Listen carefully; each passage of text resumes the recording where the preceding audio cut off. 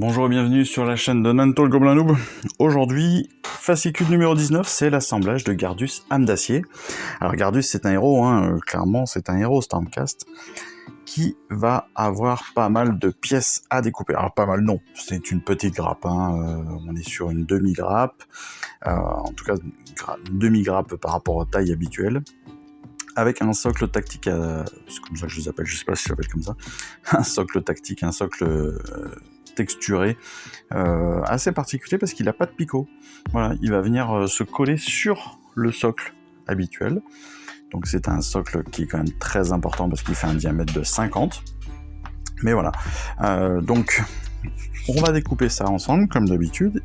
Je ferai le nettoyage après de mon côté et puis on verra l'assemblage sur une deuxième partie de vidéo, comme à notre habitude maintenant, pour simplifier le tout.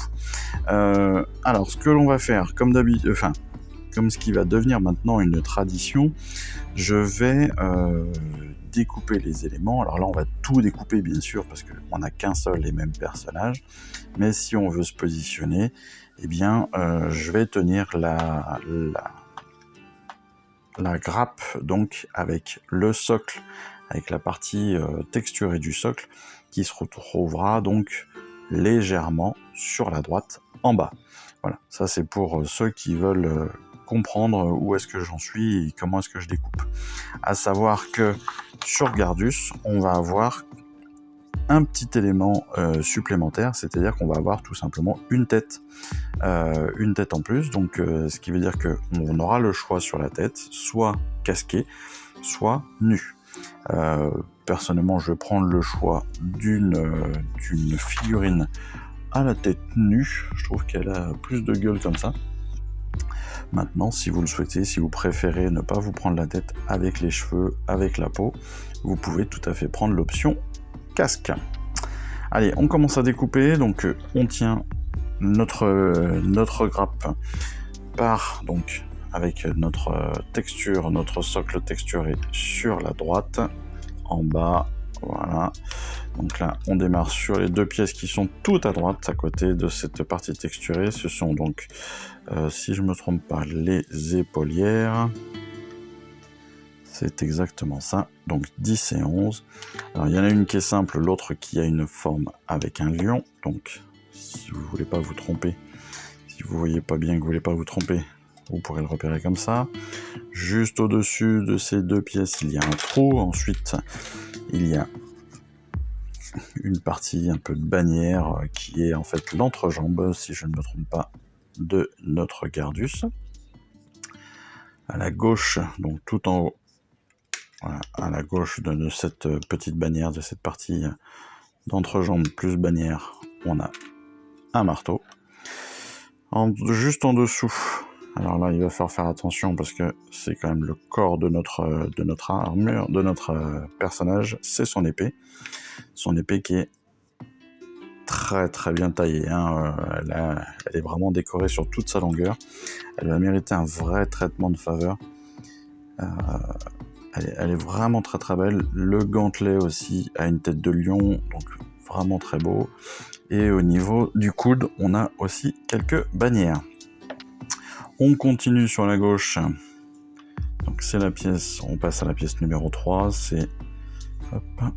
Donc on fait attention sur la découpe. La pièce numéro 3, c'est en fait plus ou moins le corps de notre personnage, avec sa jambe droite. Ensuite, on est sur une partie qui va être un peu plus fragile, donc attention là aussi à la découpe. Cette partie-là que l'on va commencer à couper, eh bien c'est la couronne et le plastron. D'accord, il y a 3 points d'accroche. Ensuite, tout à gauche, on a les deux têtes. Donc en haut, la tête nue. Juste en dessous, la tête casquée. Après, on est sur une partie, donc ce sont les... c'est un petit peu sa cape qui s'envole.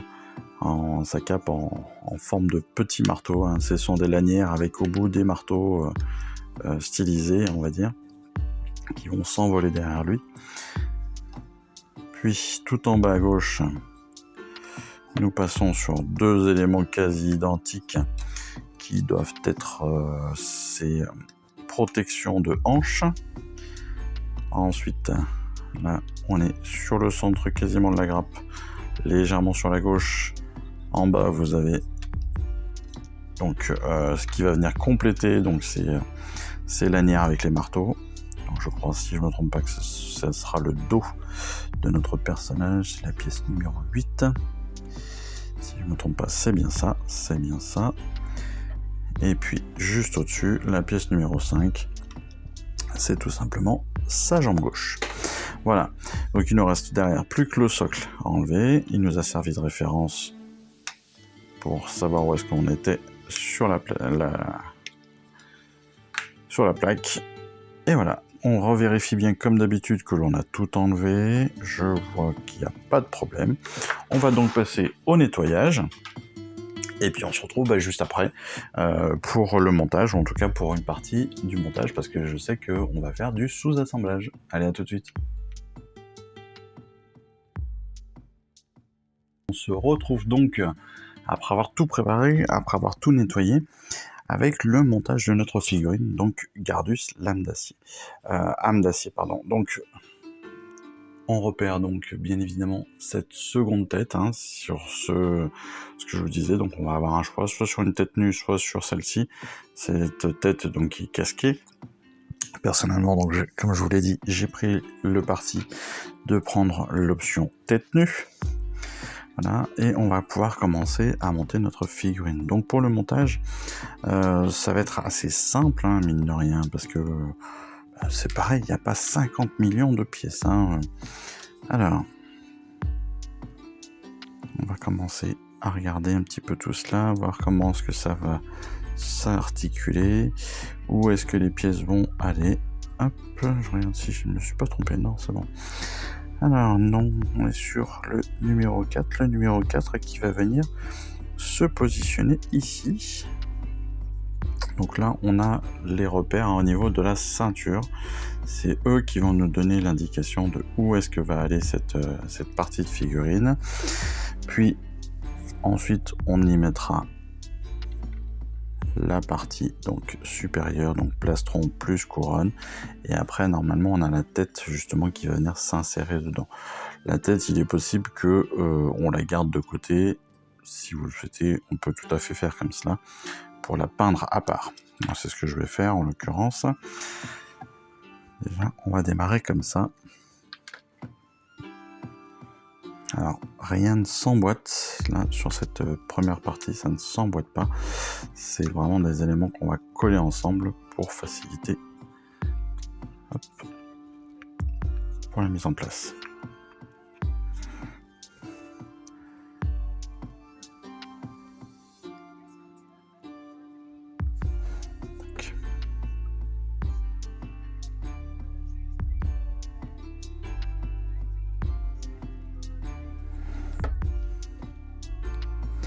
On fait attention à où est-ce qu'on le place, encore une fois, notre morceau. Donc on doit venir vraiment embuter ici et de l'autre côté aussi, embuter vraiment de la ceinture.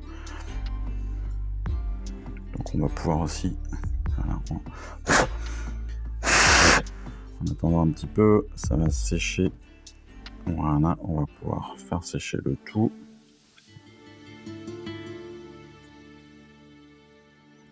Attention que tous les éléments soient bien alignés. Et puis après, on va aller venir mettre donc la partie supérieure si on le souhaite. La partie supérieure qui, elle, va à peine s'emboîter. Donc pareil, on va la coller. À moins que on souhaite garder ces éléments de côté pour toujours faciliter la peinture, entre autres de la partie abdominale. C'est pas obligatoire, mais moi c'est ce que je vais faire en l'occurrence. Je vais le garder de côté. Alors, pour être très honnête tout de suite, je vais pas coller grand chose. Je vais pas coller grand chose dans cette première étape parce que justement, il y a bon nombre de détails qui me paraissent un petit peu, alors pas fastidieux, mais qui me paraissent un peu compliqués après à aller chercher. Donc c'est pour ça que je vais privilégier un sous-assemblage très très radical. Vous voyez que même cette partie arrière, là, c'est le début des lanières qui seront en bleu. Eh bien, je vais les garder de côté. Pourquoi ? Parce que derrière, je vais bien traiter, à mon avis, toute la partie, justement, toute cette partie lanière en une seule fois. Et je pense que ce sera plus simple, plus élégant aussi en termes de peinture. Ce sera peut-être plus rapide, plus facile à gérer. Là, je ne vais pas le coller de suite. Ce qui veut dire que, pareil, les épaulières, je ne vais pas les poser de suite parce que les épaulières, en fait, dépendent aussi de ce début. Alors, c'est vrai que, vous allez me dire, le montage était pas obligatoire en vidéo, ça c'est sûr. Parce que, comme je vous le dis souvent, moi j'aime bien avoir des parties bien indépendantes pour faciliter le reste. Et là, on est bien dans ce cas-là.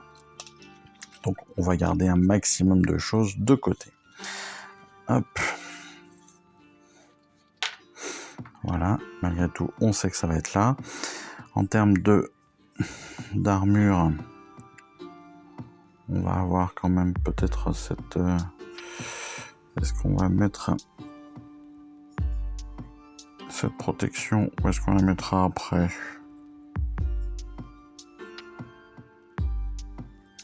On pourra la mettre après. Même là, il n'y a pas réellement d'urgence à la mettre de suite. Faut attention justement aux détails.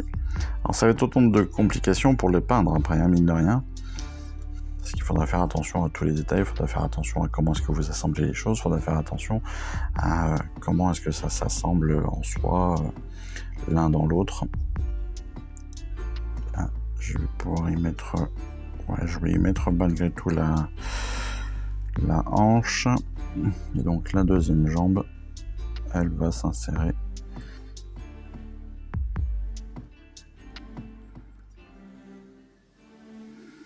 Oui, ça je vais pouvoir le coller. Je vais garder donc mes protections de hanche de côté. Et je vais par contre pouvoir mettre de suite... Voilà, on va pouvoir mettre de suite le bras. Alors attention, j'ai taillé un peu sec sur le bras, ce qui veut dire que j'ai enlevé la partie qui allait s'insérer dans mon avant-bras justement pour tenir la hache. Ce qui fait que mon bras va être peut-être un petit peu plus fragile qu'il n'aurait dû l'être. Donc ça, ce sont pareil des éléments qu'il faut aussi prendre en compte lorsque vous préparez vos figurines. Moi, je l'ai préparé un petit peu trop. La preuve.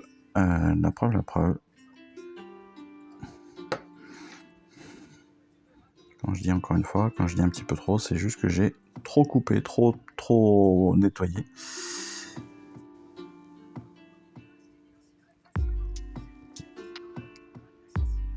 Voilà, donc là, hop, on a les deux pieds posés.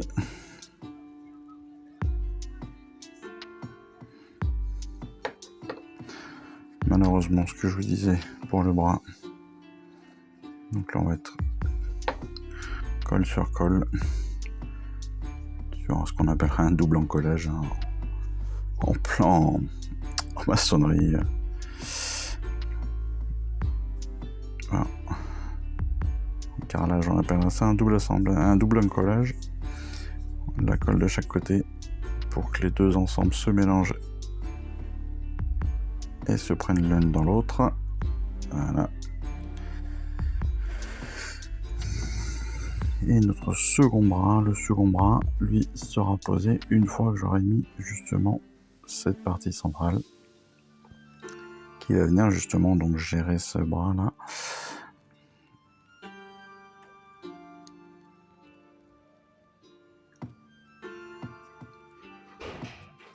Qui viendra faire le mouvement extra qu'on attend dans cette figurine. Allez, donc on va s'arrêter là sur le montage, vous l'avez vu, très peu de choses parce que, encore une fois, on veut aller loin dans la peinture, on veut aller dans le détail. On va pouvoir je vais juste en coller cette partie. Je sais pas si c'est la meilleure idée, parce que ça va être assez fragile. Attention d'ailleurs, je ne vous l'ai pas dit, mais dans la préparation des lanières, attention lorsque vous allez nettoyer les petits marteaux. Parce qu'en fait, ils sont très fragiles et vous pouvez là aussi très facilement plier votre pièce et plier donc les marteaux. J'essaie de trouver la bonne position. Ce serait pas mal. Donc vous pouvez très facilement plier les marteaux et vous retrouver avec une cape abîmée. Voilà, ce serait quand même dommage. Donc attention à ça aussi lorsque vous allez nettoyer au couteau, à la lime. Là, en l'occurrence, le mieux, j'ai trouvé que c'était à la lime. En tenant bien les marteaux avec 2 doigts, vous allez pouvoir limer juste le haut, parce que les attaches, en fait, les coulures, le plastique est coulé par le haut de chaque petit marteau. Il est sur 4 ou 5 petits marteaux, je crois. 1, 2, 3, 4, 5 en effet. Et donc, en venant bien accrocher comme ça de chaque côté, vous allez pouvoir limer sans trop abîmer le reste. Donc ça va bien vous aider. Parfait. Voilà, donc en prenant le temps, on laisse sécher là aussi. On va avoir une belle figurine, une belle partie là qui va remonter derrière. Ça va être super. Ça va être fragile à peindre, je vous le dis, fragile aussi à poser. Mais malgré tout, on sera sur un élément qui sera très sympa, surtout que là on pourra le peindre en une seule fois, donc la couleur, il n'y aura pas de souci. Et puis derrière, il y aura juste... Je le retrouve, voilà. Il y aura juste à le poser comme ça dans le dos. Donc le doigt tiendra quand même, vous pourrez le poser assez facilement. Donc super. Voilà, donc vous avez vu beaucoup de parties qui n'ont pas été assemblées ensemble. Ok, c'est un parti pris, comme très souvent. Tout cela pour vous dire quoi ? Pour vous dire que il va falloir derrière sous-coucher chaque élément individuellement. Donc on va les fixer évidemment avec de la pâte à fixe, sous-coucher le tout. Et puis après pour la peinture, idem, soit on les positionne sur des petits sticks. On va pouvoir les mettre sur des petits pics comme ça de brochette, avec un peu de pâte à fixe, ça tiendra très bien. Soit avec des crochets, soit avec les bouchons comme d'habitude, pour pouvoir se faciliter la peinture de tout cela. Pour le socle, n'oubliez pas qu'il va falloir donc positionner la partie comme ça, la partie texturée directement sur le socle. Moi, j'attends encore un petit peu. Comme vous le voyez, je viens de mettre un aimant dessous pour que derrière, je puisse stocker ma figurine dans mes boîtes avec les sols aimantés. Voilà, tout simplement. Bon, écoutez, c'est fini pour aujourd'hui. La figurine donc de notre fascicule numéro 19, Gardius Âme d'Acier, va bientôt passer à la peinture. On se retrouve donc pour cette vidéo très très rapidement. Et puis en attendant, j'espère que ce montage et cette préparation vous aura été utile. En tout cas, le peu de montage qu'on a fait et la préparation qu'on a eue vous sera utile. Les petits conseils aussi sur la cape vous seront aussi très très utiles, j'en suis persuadé, parce qu'encore une fois, c'est assez fragile. Donc voilà, il ne me reste plus qu'à vous souhaiter une excellente journée, à vous dire à très vite. Et puis comme je vous l'ai dit, on se retrouve pour la peinture très vite, très rapidement. Allez, à bientôt. Ciao. Je vous remercie d'avoir suivi cette vidéo. Si ça vous a plu, abonnez-vous, lâchez un petit like et un commentaire et suivez-moi sur Instagram où je poste régulièrement des photos de mes dernières réalisations et dernières peintures. Et puis comme il est maintenant de tradition sur la chaîne, je vous souhaite une excellente fin de journée et surtout, lisez bien, collectionnez bien, assemblez bien, peignez bien et jouez bien. Allez, je vous embrasse et puis je vous dis à très vite. Allez, ciao, bye bye.